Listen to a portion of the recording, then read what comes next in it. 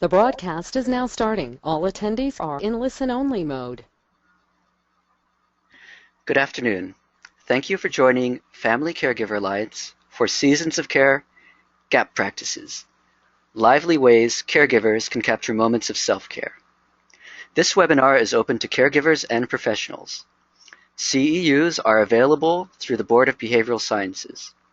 To obtain your continuing education credit for your MFT, LCSW, LEP, and LPCC license, please email chu@caregiver.org, that's Charlie Hotel Uniform at caregiver.org, with your name, license number, and type if you haven't already done so. My name is Calvin Hu, and I'm the Education Coordinator at FCA and your host. For nearly 40 years, Family Caregiver Alliance has been working through the Bay Area and across the nation to improve the well-being of family caregivers that are providing long-term care. We offer caregiver support through classes, workshops, publications, retreats, support services, research, and advocacy. You can visit us at www.caregiver.org. That's www.caregiver.org. For the duration of the presentation, your phones are going to be muted. If you have any questions, you can ask them by going to the GoToWebinar question box on your screen. We'll answer as many questions as we can at the end of the presentation. At the completion of the webinar, you'll be asked to give some feedback, and we use this to help us shape future education programs, so I'd like to thank you in advance for filling those out. Today, I'm happy to welcome back Dr. Andrea Sherman and Marcia Weiner, FCA favorites and your guests for this month. Andrea is a gerontologist, public speaker, and choreographer. She's co-founder and president of Transitional Keys and the program Seasons of Care. Andrea is curriculum consultant to the GREC at the Veterans Affairs in the Bronx, where she also leads Seasons of Care workshops for caregivers. Previously, she was curriculum consultant to the National Center for Creative Aging, project director of the Consortium of New York Geriatric Education Centers, and is a fellow of the New York Academy of Medicine and the Gerontological Society of America. She is a graduate of the Foundations of Contemplative Care program and most recently co-led workshops for Hearts of Valor, which I think many of you know provides support for family caregivers of veterans. Marcia is trained as a hospital chaplain and in mindfulness-based stress reduction meditation. She's co-founder of Transitional Keys and the Seasons of Care program, and has given workshops and presentations of these programs at Kripalu Yoga and Wellness Center, George Washington University Summer Institute for Grief, Loss, and Life Transitions, George Washington University Nurse Leadership Institute, Hebrew Home of Greater Washington, D.C., and the National Brain Tumor Association. Most recently, she co-led a retreat for Hearts of Valor. In addition, she's a writer and producer and has worked in various media, including print, broadcast, and interactive. Well, now that you know a little bit more about today's guests, I'd like to turn things over to Marcia and Andrea. Hi there, this is Marcia Weiner, and I want to thank Calvin and the Family Caregivers Alliance for having us back. Andrea and I both realize that this is the third year in a row that we've been able to give a webinar to people who want to tune in to Family Caregivers Alliance. And so thank you for having us back. And for the sake of clarity, since we do these webinars together, we found that it's best if we split them in half. So you'll be hearing my voice for the first half. And then the second half, where we'll be actually doing some interactive gap practices, you'll be hearing Andrea's voice. And I also wanted to note that aside from what we do professionally, both Andrea and I are in the saddles of caregiving in our private lives right now. I'm involved with my 92-year-old father who's blind and has dementia, my 88-year-old mother, and Andrea is on a very small, intimate team of people who are surrounding a lifelong friend of hers who's got a pretty aggressive and challenging health diagnosis. So we are both in and of caregiving. And with that, also, just to note that because we've been giving webinars for 3 years and different people show up for each different webinar, we felt we would do an overview of bring some content in from the previous two, because it organically brings us up to the GAP practices, which you'll get to experience at the end of this webinar. So our objectives today are to explore the value of the contemplative and expressive arts and their impact on caregiving. In Seasons of Care, that's what we really turn to, the contemplative and expressive arts, to use them as wellness tools. We'll describe two aspects of mindfulness in caregiving. We'll identify two ways that we can all let go and release stress and tension through the GAP practices. And then we'll describe and we'll be able to do together 46 GAP practices that caregivers can use throughout the day to increase wellness and well-being. And the reason why we're here, and the reason we're catapulted, Andrea and I both, to develop both transitional keys and Seasons of Care, is because of caregiver burnout. It's now ubiquitous, and as everybody I'm sure on this call knows, that some of the characteristics of caregiver burnout include withdrawal from family and friends, loss of interest of things for the caregiver, feeling blue, irritable, and hopeless, emotional and physical exhaustion, feeling angry, sad, frustrated, short-tempered, and irritable, and neglecting the personal health. And any few of those combined, we know, is a direct route for a state of depression.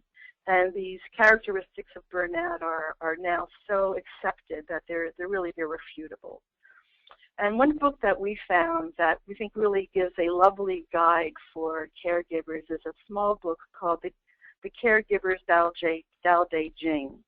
And it's written by Nancy and William Martin. Each of them have a well-cultivated meditation practice of their own, which echoes our interest in the contemplative arts. They also have personal experiences of being caregivers for their elderly parents, and they also do service work in hospice. And for this GAP practice webinar, this is a quote that we've selected to frame our time together. Be moderate in your approach to the unfolding of your day. Avoid overzealous activity, excessive self-criticism, and ambitious goals. Leave room for yourself. It's especially that last line, leave room for yourself, is where we think caregivers in their very busy, very tumultuous days can find some moments, can steal some time for GAP practice to cultivate their wellness and well-being. I think the slides aren't moving. Are you moving slides, Marcia? Yes, I am. Okay. You're not seeing them move? I'm not, but it might be my computer, so go ahead.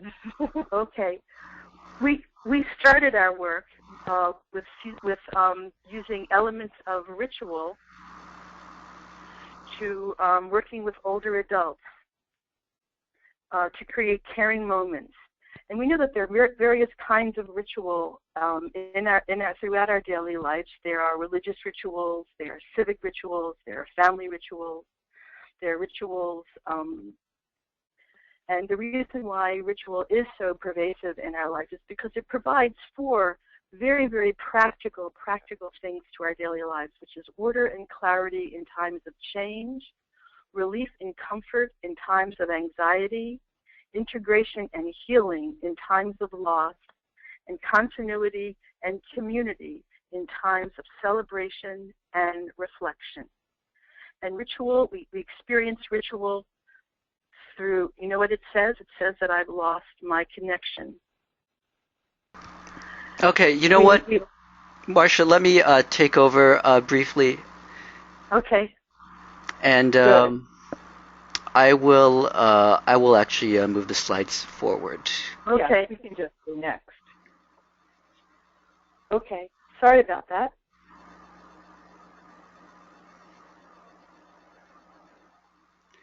One moment, please, listeners, and I appreciate your patience.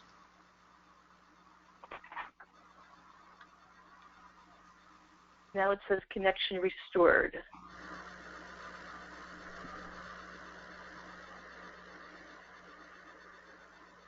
Well, this is a perfect example of kind of what happens sometimes when you caregive.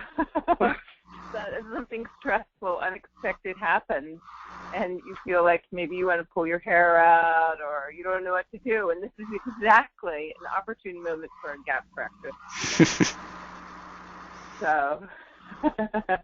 So for this gap practice, I'd like to ask everyone just to take a deep breath in and let out a big chuckle.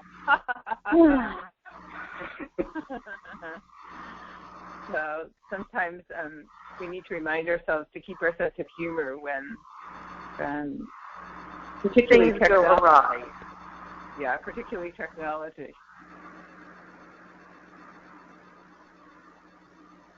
Are we back on, Calvin? Okay. So I see that he's taken the control board off my computer, so I'm assuming he now has control of the slide. Yes. Okay. So, I'm sorry, we are continuing from Tools of Ritual.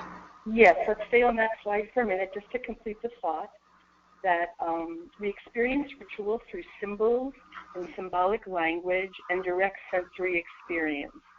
Easy thing to think about, a birthday. Think of the birthday cake and the symbol of the candles, the sensory experience of the candle flame, also some very mainstream rituals, wedding and a funeral, and all of the symbols that all of us use in those rituals. Next, please.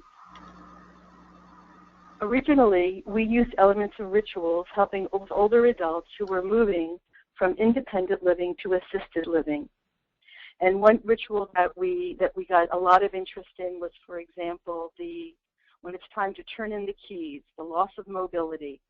That transition is marked with loss, and what we kind of did was we celebrated the transition with photographs of the individual all the cars they drove as a young person in midlife, in their older life. You could tear, burn, and rip up all of the bills that people had to use for car maintenance and car payments, and at the same time introduce the use of vouchers where family and community friends and family could sign up and write a voucher with promises of giving the elder rides to the store, rides to the library, rides to concerts, rides to doctor's appointments. So it was to look at the past, to accept the present, and to find a way to move gracefully and even with joy into the next transition, into the future. Next. Now, even though a lot of caregivers love the idea of ritual and trying to capture caring moments with symbols for caring moments, at the same time we realize that caregivers are oftentimes just too fraught. There's just too much on that to-do list to get done. And it was interesting, too, to realize that the advice a lot of caregivers were given to mitigate burnout were all very practical. They were well-intentioned and well-meaning, such as go to your own doctor's appointments, eat wholesome meals and regularly, make sure you get plenty of sleep. But we thought about what about's going on with the inner life of the caregiver? What about the spiritual and emotional resilience, the inner life of the caregiver? Next. And that led us to explore the role of spirituality in wellness. And there is research that now shows that caregivers who use religious or spiritual beliefs to cope with caregiving had a better relationship with care recipients and also associated lower levels of depression and role submersion. Essentially, their resiliency was cultivated by cultivating their inner life. And we know that you don't have to be a member of a religion or any kind of overt spirituality, which is why we turned to the contemplative and expressive arts. Next. And we're very lucky now because there's been so much research going on with brain neurology, with the science of the brain, and what the impact that meditation has on brain science and how the brain works. So it's a really interesting time. It's not as esoteric or exotic as it once was, because we now know that a regular meditation practice can aid in relieving symptoms of burnout, including depression, anxiety, and insomnia, and that a daily meditation practice can strengthen the immune system and can cultivate resiliency and compassion. Next. So we produced a series of meditations specifically for caregivers, with titles such as The Healing Power of Water, Catch Your Breath, and a body scan of every caregiver is a star. And so we use the leads and the language of guiding people through meditation exactly directly from caregiving experience. Next.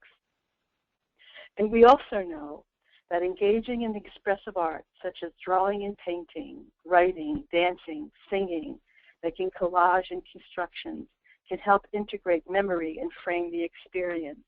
And for caregivers, we find that that's very important to be able to give a form for the feeling that sometimes is really beyond words, which is why dancing and moving and painting and drawing can be so vital, because the expressive arts can cultivate hope through the experience of beauty. And we all know that as caregivers, sometimes we look hopelessness right in the eye. It can help metabolize sorrow and loss. And again, as caregivers, those deep feelings of sorrow and loss are very, very, very ever present.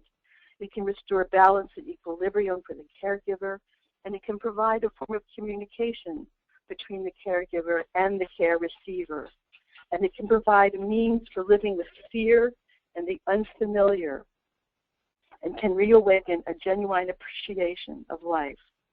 The expressive practices of seasons of care don't require any artistic training. The practices that we use are not about a finished product. There's no goal for a final or perfect poem or painting or narrative passage. As a matter of fact, I have in front of me, Andrea sent me this booklet and she was working with some caregivers at the Veterans Association up in the Bronx. They did some recipes for life, which are really, really wonderful. And here one of the caregivers says, when the chef knows that a great recipe can change many people's lives and there is no impossible ingredient, there is no obstacle that will limit it, because he is on his way and ready to give everything freely. Recipes for life, 2 packs of courage, 1 can of love for life, 1/2 cup of altruism, 2 bundles of purpose, safe to taste. Condiments include nobility, unselfishness, and compassion. And I'm sure they had a lot of fun being able to kind of shake and rattle those sentiments out from the caregivers. And we do use a lot of writing exercises. Next, we use self-reflective writing, poetry, songs, letters, recipes, and those fortune cookies and the recipes, for example, that I just shared with you. Next, color. And we explore color as a personal tool of expression. Next, as tools for self-care, there really is no distinction between the expressive and the contemplative forms. It's kind of like a Mobius strip, that surface with only one side and only one boundary, which easily and gracefully turns on itself. We found that by bringing the two together, the contemplative and the expressive, the meditation practice generates a sense of equanimity, personal reflection in a non-judgmental attitude, and that creates a safe and welcoming approach for the expressive process. The openness dissolves any conceived distinctions and self-consciousness. So the value of contemplative and expressive arts is well documented for stress reduction. It improves the immune system, increases self-awareness, enhances personal relationships, and creates a reflective environment. Next. And now we're going to pause and go to the interactive part with the GEP practices. And now here's Andrea. Hi, everyone. I'm delighted to be here. Marcia, I have to ask you if you would say the next, because there's no moving images on my screen. Okay, mine aren't moving either.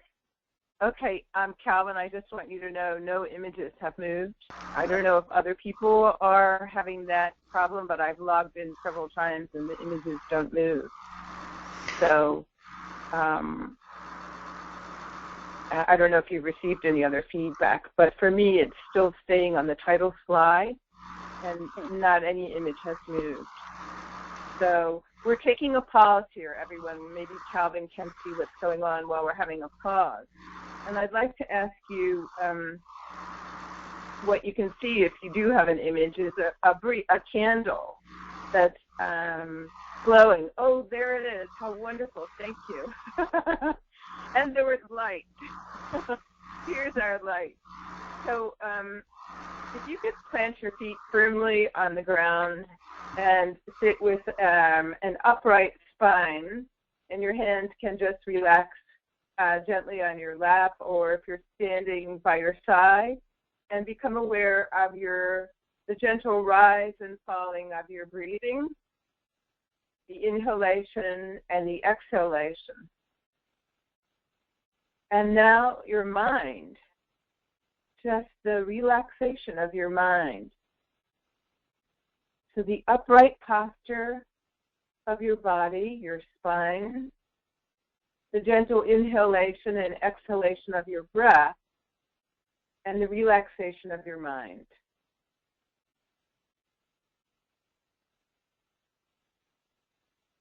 And our focus on light, which is a wonderful image as a caregiver. So this is the first of our gap practices. And Marcia and I are strong meditators. We have been for a long time. And I think it makes a significant difference to caregivers, even if you have resistance to it initially, which certainly we've encountered many times. It's a wonderful practice. So next slide. Gap practice. One of our people that we like a lot is Leonard Cohen, and he says, "Ring the bells that still can ring. Forget your perfect offering. There is a crack in everything. That's how the light gets in." So we're not talking about the crack in the sidewalk or the crack in your morning coffee cup, but we're talking about creating cracks of time throughout our day to let the light in. And as the Caregivers Tao Te Ching has suggested, you can leave yourself some room. But why? When and how? Next slide, let's see. So gap practices. And this is actually a photograph from the subway in New York City, and you often see this sign, Mind the Gap, which of course we chuckle about. Gap practices are very short, micro rituals. There are simple things, simple activities that you can do throughout the day that remind you to catch your breath and that guide you towards your inner sanctuary, to your source of inner resilience. These practices can create a pause during your day, a pause for self-care. And there are mindful moments of self-care that can cultivate resilience, insight, and overall well-being. When you take the time to create one of those cracks, to encounter one of those cracks, and to let the light in. So mind the gap. Next slide. This is a quote from a wonderful meditation teacher that I'm sure some of you are familiar with, Pema Chodron. And she says, throughout our day, we can pause, take a break from our usual thoughts, and wake up to the magic and vastness of the world around us. And I think two of the words that are very key there are magic and vastness. This is a very easy and spacious type of mindfulness practice, and it's a valuable thing that you can do for yourself to mitigate burnout. Why would you do this? Because it gives you as a caregiver the room for some self-care, the opportunity to connect with your inner sense of resilience. And with gap practices, you disrupt a habitual reaction to the stresses of caregiving. And those stresses which can culminate in burnout. Gap practices can open up space in our state of mind. There's what she calls the vastness of the world around us. And these practices cultivate resilience and well-being. We know that resiliency is the capacity to bounce back and to recover. And it's really a use it or lose it skill. And it grows stronger when we exercise it. These gap practices are moments when we can build our innate resilience. These moments can add up and strengthen our capacity and encourage us to be calm and aware caregivers. So that sense of vastness is something that we want to allow into our day. Next slide. When? I love this slide. When do we do them? Well, a good time to do them is when you find yourself stuck, when you find that sticky quality. Yeah, I'm sure many of you experience that, not only as a caregiver, but as a human being throughout your day. When you get stuck in that reactivity and it's just glued to you, when you find yourself short-tempered, maybe frightened, perhaps helpless, or just downright exhausted, these are all signs of burnout. And these emotions, they have a very sticky power, and they pull you away from your center. They pull you off balance. They pull you away from your resilience and well-being. So, do you clean your shoe? What do you do? When do you do this? Well, at the first sign of some of these sticky emotions is a good time. Next slide. So how? Well, the micro rituals of gap practice, as Marcia described, use the contemplative and the expressive arts. And I think there's three easy qualities here. One is an awareness, recognizing what you are feeling, especially when you're tired. Second is an action, or an actual gap practice, where you catch your breath, you have a tender heart, snap your fingers, hum. And then thirdly, you digest it, you chew on it, you integrate it, and then you begin again. So those three parts of having an awareness, you need to have the awareness first and recognize what you're feeling, tired, exhausted, worn out, suffering. And then an action, a pause with a gap practice, and then digesting and integrating it and continuing on. So let's look at some of the gap practices that we've developed. Next slide. So the first one is called Open Sky. And if you're feeling down or crushed by an overwhelming to-do list, take a moment. And if you could do this with me now, that would be great. We'll practice it together. Take a moment now and look down at your shoes and the ground where you are standing on. It might be a carpeted floor, a hallway, a patch of grass. Look down and see the ground beneath your feet. Your head is down and your shoulders may slump. Now inhale as you lift your head and raise your face with open eyes to the sky. If you are inside, it might be open eyes to the ceiling. Exhale and take in the view high above you. Inhale a sense of open space and let your exhalation dissolve into the vastness of the sky. And if you want to reach your arms out and extend them to the side, that's okay too, as you look up. But I think the key action here is to change your point of view, to look up. And this is a simple practice that you can do throughout your day, wherever you are. It's just to take a moment and look up. Ideally, if there's some open sky, that would be great. But it might be a rainy day indoors and you can't get out. So look up. And attach your breath to it. So inhale when you look up, and then exhale and let yourself dissolve into that openness. Next slide, please. This is a different kind of gap practice. And some of you might be familiar with it. It's called the lion's roar. And it's often done in yoga classes. Of course, you don't need to be in a yoga class to do this particular practice. Now, I'm a venter. I believe in venting. I think venting sometimes is the only choice that there is. Not everybody is a venter. And certainly throughout our trainings, we've encountered some people that like to vent and some people that don't. But when anger and frustration are zapping your energy, this is a great pose, because anger and frustration do zap your energy. The lion's roar pose is a way to reclaim your power. So let's practice the lion's roar.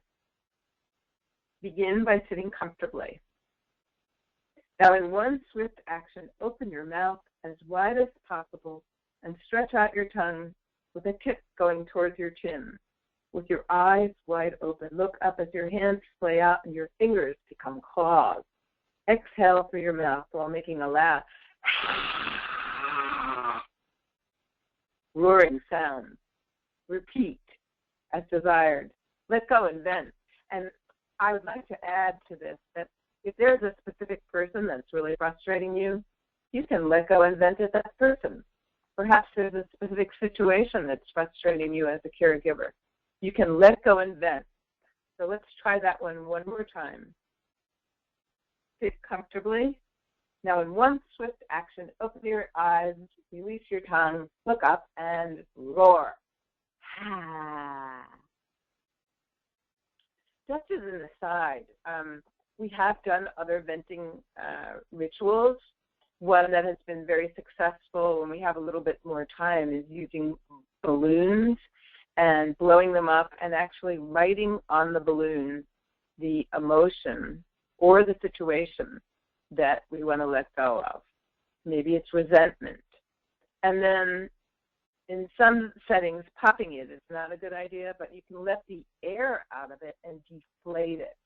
You can deflate the energy of it. So a balloon is another really good prop in terms of venting. And I'm sure some of you have venting rituals. So that's the lion's roar. Again, you don't have to be a yoga person to do it. Next slide. So we've created some tip cards for you. Some excellent opportunities to let go and release stress with the gap practices.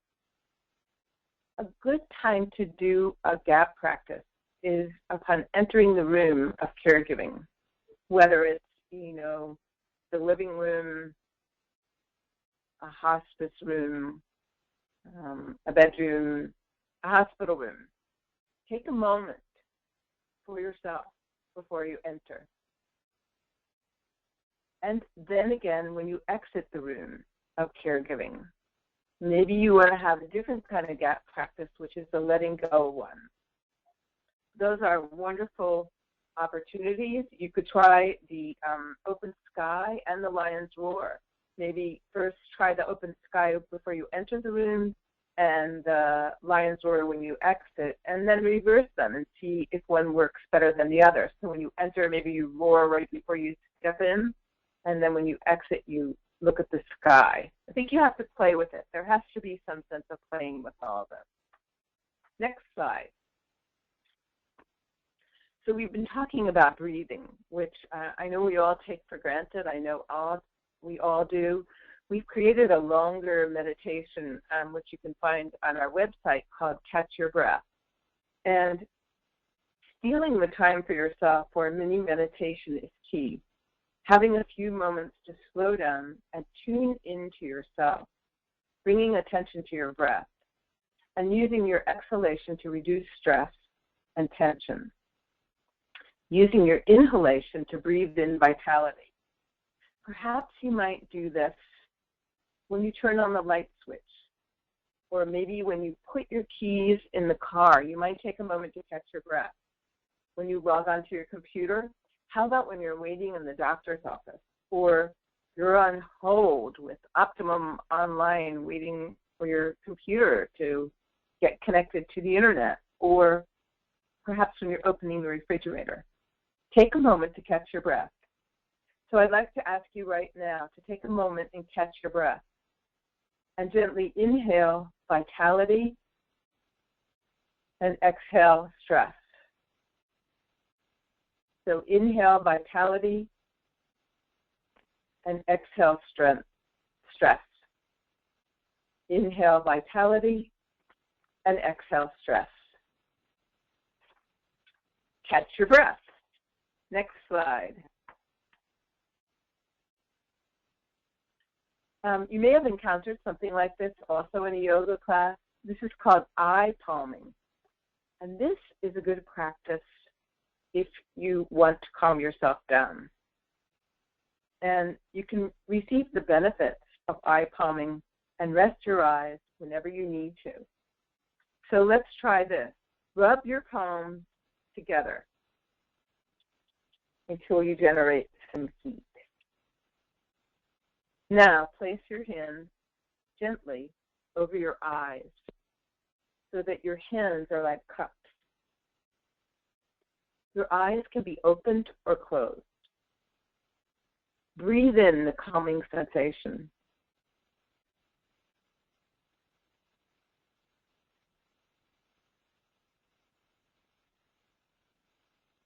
And breathe gently while you're doing it.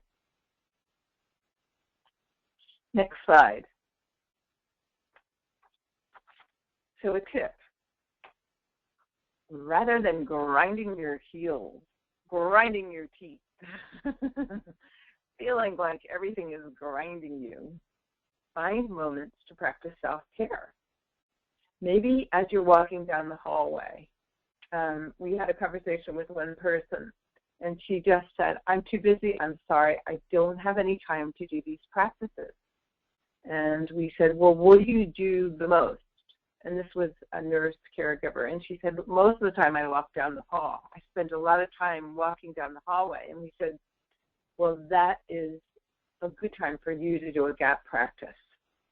So I think it's important to think about the activities that you do throughout your day and how could you incorporate gap practices into those activities. These practices were developed because caregivers are so very busy. And I think integrating them into your daily activities is key. Another good time is after you're told some difficult news.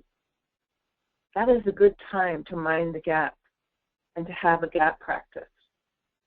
I think another challenging time when gap practices are really good to do is during transitions of care. We know that many older adults, many people with chronic disease move in and out of various healthcare settings. And this is a very stressful time as a caregiver, whether you're a professional caregiver or a family caregiver. It is stressful. So I think before a transition of care setting and perhaps again afterwards, those are ideal times to do a gap practice. And some of these practices you can even do with the person that you're caring with and create a caring moment with them, a creative encounter together. Next slide. This is the Be Gentle, Kind Heart moment of tenderness gap practice. So if you'll join me and simply place your hand on your heart. You're not taking a pledge. You're not taking an oath.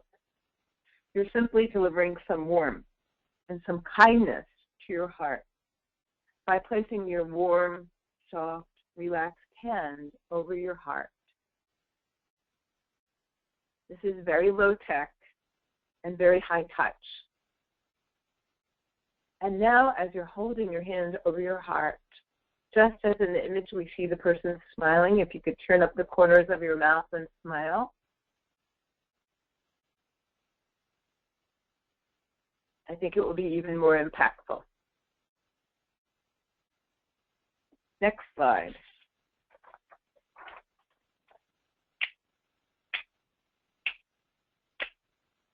This is the West Side Story, one of the West Side Story games, and they are snapping and humming.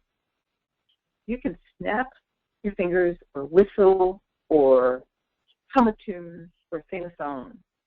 Sometimes you just need to change your rhythm. It's as easy as snapping your fingers or whistling a song. You want to shake up the air around you by making music with the air inside of you. Change the rhythm of your day. Very important. Please join me in snapping and clapping.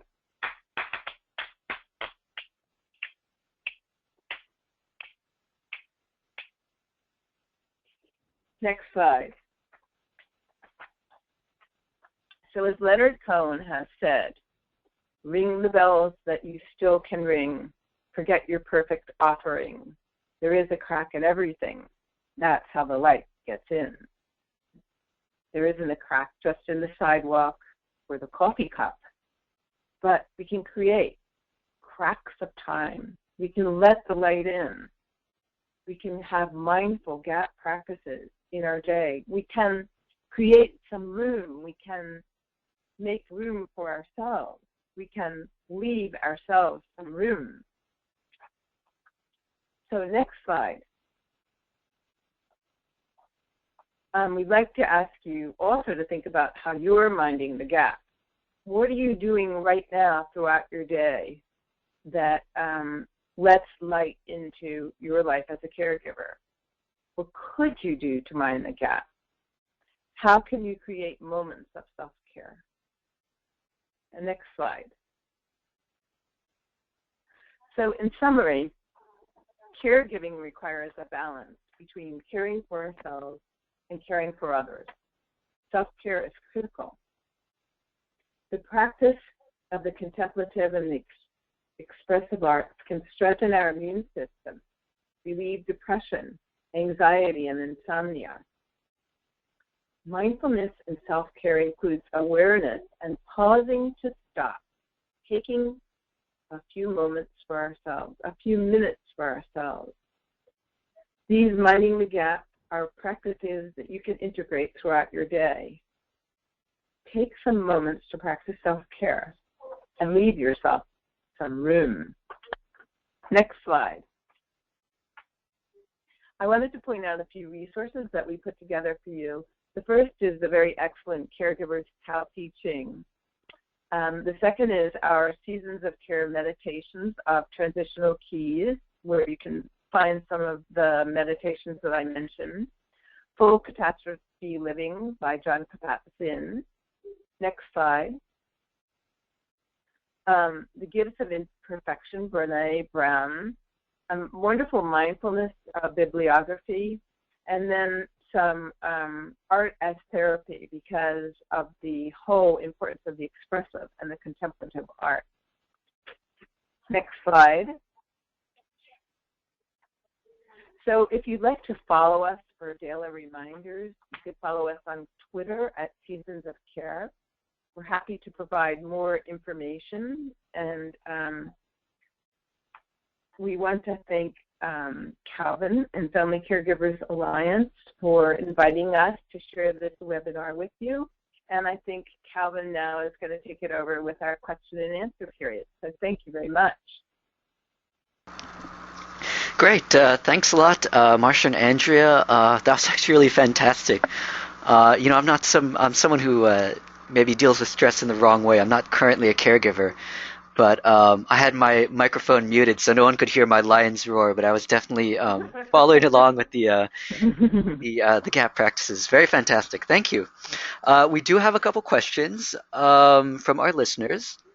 First off, this looks like maybe a question for Marcia.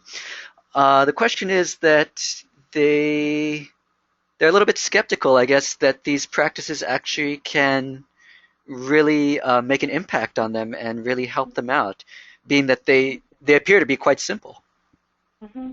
Yeah, I think it's a great question, and I think a couple of things. My response is, first is I think that it brings up the difference between motivation and intention, and that oftentimes we are motivated to do what turns us on, and it's almost an unconscious motivation. For example, as a caregiver, after a tough day, you might decide to go out and get a chocolate ice cream cone. After all, your therapist tells you deserve it, your partner tells you deserve it, your friends tell you deserve it. But if you get caught up in that motivation, desire, reward cycle, you could get yourself into some trouble. Whereas a gap practice is really an exercise of intention, which is much more deliberate and much more conscious. So you're intending to steal, whether it's a minute or 3 or 5 or 7, your attention is to steal that time for yourself. And because frequently as caregivers we have so little time, by stealing with these quick gap practices, you will be surprised at the accrued benefit, because what you're doing is you're establishing a different habit of your mind to take the time to take care of yourself. So these gap practices are simple. They're almost, I mean, I don't mean to sound pejorative, they're almost childlike, deliberately so that they could be an easy way to establish that intention, to take the time for self-care, which can then get longer and deeper as you wish. Does it make any sense? Yes, definitely. That's fantastic. We have another question. This one looks like it might be more for Andrea. The question, let's see. The listener, essentially, they can't really see a place where they might be able to do these, well, actually might be able to do any of these practices. I can certainly sympathize. I used to work in a very busy workplace where it's hard to get even 5 minutes. Do you have any suggestions on how they could kind of fit these practices in? Yeah, that's a good question. And I think the key here is using your imagination in thinking about your daily caregiving activities. Are there really repetitive things that you're doing? For example, I worked with a caregiver group in the Bronx, and we had a whole discussion about house cleaning because house cleaning is something that we all do. All the caregivers, whether they were male or female, it was not gender specific. All of them cleaned. And we decided that house cleaning is a great time to practice self-care. So when you're sweeping the floor, not only could you clean, but you could also sweep away your negative emotions. You could dust away the dirt that's been collecting. And you could purify yourself through cleaning. Or some people did the snap your fingers and change your tune and rhythm while cleaning. A lot of people put on music and clean to all kinds of music, and that was a longer gap practice. Some folks find that while they're waiting in line or sitting in traffic, being on hold, are good opportunities for self-care. I think waiting, if you find yourself waiting and feeling really impatient, that is a good time to do a self-care practice. And lastly, perhaps you might think about, before you touch the person that you're caregiving for, you could actually take a moment. You could take a breath to be present to your caregiving and to be present. Great, fantastic. You know, I especially like the idea of kind of turning labor and inconvenience, things we all hate to do, cleaning or waiting for things. Well, everyone has so many other things to do, and use those moments and really kind of repurpose them for your own self-care. That's fantastic. Let's see. Maybe this is more of a question for Marcia. We have a listener they are taking care of their father, who is actually living with them. Mm-hmm.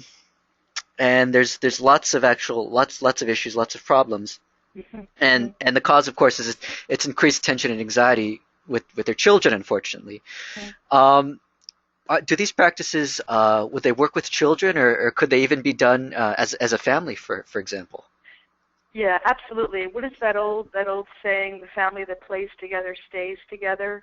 I mean, families create rituals all the time together, especially around bedtime, around bathing, around dinner time. And the same goes to dealing with the stresses, because I know what it's like when there's an older parent living in the home. It affects everyone. And I have to say that one of my favorite places to go to find props for gap practices is the party store, because there you can find a lot of fun little things that you can convert into a gap practice. For example, bubbles. You can blow bubbles together as a family. You can blow bubbles of joy. You can blow bubbles of tears. You can blow bubbles of happiness, bubbles of frustration. And you can blow the bubbles, identify out loud what the feelings are, and with no judgment, you'll see the bubbles blow away, because that actually is what happens with our intense thoughts and our intense feelings. They do pass, and you let them pass, and it's a delightful thing that you can do with children. And again, these gap practices are intentionally very simple, and I think you can all imagine that you can do them with children, 3, 4, 5, 6, 7 years of age. Absolutely, yeah. Great, great. This I might throw this question out to both of you, or you could decide who might be interested in answering. We have a listener who's curious about humor in caregiving. Maybe are there some kind of gap practices that might integrate, humor or laughing or anything like that? I can think of all sorts. Andrea, mind if I jump in? No, please do. I mean, you could carry a laugh track on your iPhone.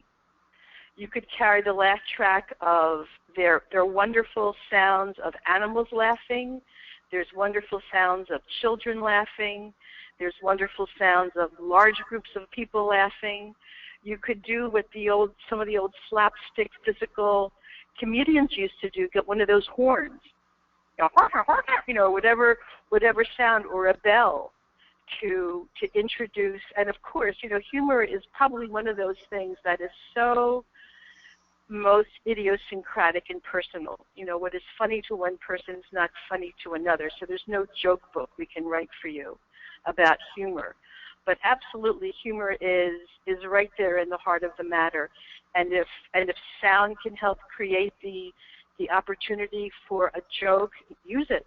Frame it. Use it. Yeah. Great, fantastic. Certainly it seems that laughter and a little bit of humor can really help cut down stress. We have a question for, I think this would be more of an Andrea question. This person is taking care of someone with dementia. And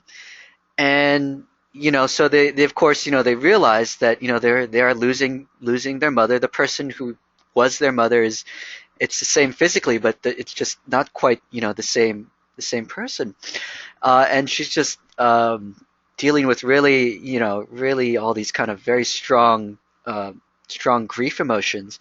Are there maybe some gap practices or specific advice you might be able to give someone who is really dealing with one of these tough dementia situations? Yes, thank you. That's an excellent question. And we know that this can be a really challenging caregiver role. Some consider that grief is intense because when you're caring for a person with dementia, that person that you're caring for is losing their identity, and you are witnessing it. You are witnessing the previous person that they were. And this has been called the ultimate long goodbye, because Alzheimer's disease and related dementias are slow and progressive, and there's a very incurable nature of the disease. Anticipatory grief is often experienced by caregivers, coping with the real feelings of loss for someone who is still alive. So caring for someone with dementia can make you as a caregiver feel hopeless and also unappreciated because you're not getting the feedback. And this can really lead to burnout. And I think it makes the need for self-care even more critical. So take a few moments to catch your breath. The catch your breath gap practice is an excellent practice for caring for yourself. It helps to resettle and to refocus yourself. If you can walk outside, chat with a friend, look up at the sky, snap your fingers, and whistle another tune, you can begin to restore your health and your well-being. Great, fantastic. Let us see. I think another actually question for you would be if someone, this listener has kind of really ongoing anxiety, but also insomnia. Is there maybe a specific gap practice in particular that you think would be helpful for anxiety and insomnia, this kind of chronic conditions? Sure, and many caregivers suffer from both of those. And it's very important to let go before bedtime, to take some time to relax, and to really create an environment that is calm and peaceful so that you can have a restful sleep. Perhaps you can do a few bedtime rituals to mind the gap before you actually go to sleep. And this could help to set the tone for a restful night's sleep. You might try spraying lavender as a gap practice or another scent near your pillow. Sleep with a scented pillow. Or perhaps lay down and do a very quick body scan before sleep, letting go of tension. I think the eye palming gap practice is great for sleep. Maybe reading some relaxing or inspirational materials. Use a sound machine. Or maybe imagine yourself in a very calm and peaceful sanctuary before bedtime. And actually creating a sanctuary of calm and peace in your bedroom is a really good gap practice. Great. Yeah, that's yeah. Who doesn't like a relaxing aroma and things like that? That's actually a great idea. I never even thought of the that sense. I think we have time for one last question. It's actually quite concise, so I'm actually just going to read it as written, and I guess I'll open this up to both of you. And the question is, I just need to vent. Any suggestions? It reminds me of that phrase, express yourself. There's a quote that cycles the internet every once in a while. You've got to dance like nobody's watching and sing like nobody's listening. And I think you've got to claim that as your ticket. Just no holds barred. Express yourself physically, singing, dancing, stomping your feet. Don't pretend that you don't want to vent. Don't feel bad that you want to vent. You're not failing at caregiving. You're not a bad person. It's definitely part of the landscape. Great. Yeah, I would add, I think venting sometimes is very healthy.